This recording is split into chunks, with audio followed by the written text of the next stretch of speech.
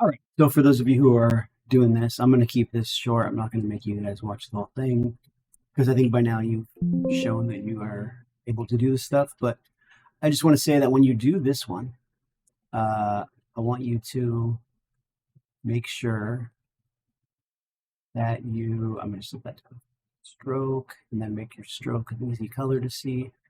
I'm going to make sure that you do this with a little bit of some stuff that you maybe haven't seen before. I'm going to break that into a quarter. Drag right here. And then you can kind of come all the way down here and we'll cover this part up. So you do the rest of it, you come down, and then I want you to go to halfway right here, just so that those two are perfectly lined up. Then when you take this over here, you can duplicate, transform, reflect, bring those two together so they're touching. Select them both, and then come over here to properties and just use this pathfinder to join them together into one shape. This bottom part, you can just take a rectangle, stick it through it. I mean, you'll want it to get it all here, so it's like all the right size and everything. And then again, you can just use a shape builder to just be like, boop, take that part out and delete it. That's going to be a lot more efficient than trying to like just make these little shapes by themselves, and it'll look a lot more clean. This guy, the trick here is don't do the outside, do the inside. And as few points as possible. I'm just going to take a quick second to do just this part. All right, and then what you do is we're going to take this over here, use the eyedropper, and then I'm going to give it a stroke that's very, very thick. And I'm going to set that stroke to the outside, and then let's keep pushing that up. And you'll see that it'll make it push it outside of it so that you'll have that perfect image right there. And then you can just do the inner parts. You can do the same thing to the mouth. The eyes, you can sort of do, but you probably were going to have to draw that black shape right there because it's a little bit different than just a stroke on the white. Starbucks logo.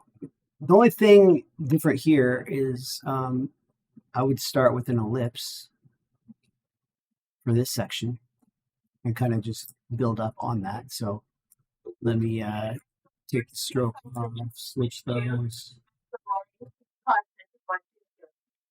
get that exactly in the right position, and then, we can resize it as needed.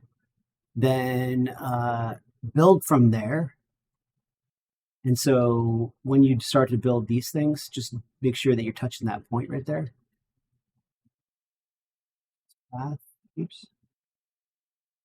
Come up here. And then again with the star, right at midpoint, stop. Make a duplicate, transform, reflect.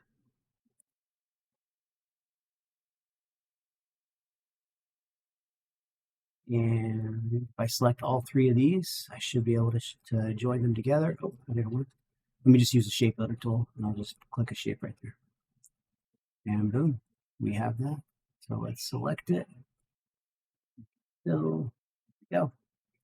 When you do this side, don't do it twice, just do it once and then duplicate it on the other side. For the outer part of this, you're going to do the same thing. You're just going to use this this circle for the outer part, and that'll be your outer edge, which you can then just give this a white stroke, set it to the outside so that it goes further that direction as I make it bigger, and boom, you got that. And then you can use that to shape build these little sections right here. Now, as far as curved text, start with an ellipse, go to the type on path tool, and then you can just click anywhere on here and then just type in Starbucks. Oops. And make that as big as you want. Let's say 200, 300. Okay. Then take this pen right here, the selection tool, and then use this blue line to twist it to where it needs to go. And you're probably looking at like an Arial black on this one. That's probably too big. Let's try 250. Okay. And then again, just use this blue line right here. It's kind of tricky to grab it, but something like that. Pretty close. And that's close enough. You don't have to, exact. And then to make the word coffee, I'm gonna do the same thing. I'm just type coffee. Then I'm gonna take this and I'm gonna bring this blue line in to the center until that's where it's supposed to be. And when you do that, it's going to destroy that line. You can't like put a stroke on that line anymore. So you're going to have to create the rest of it again using some more ellipses. All right, let's see what you can do.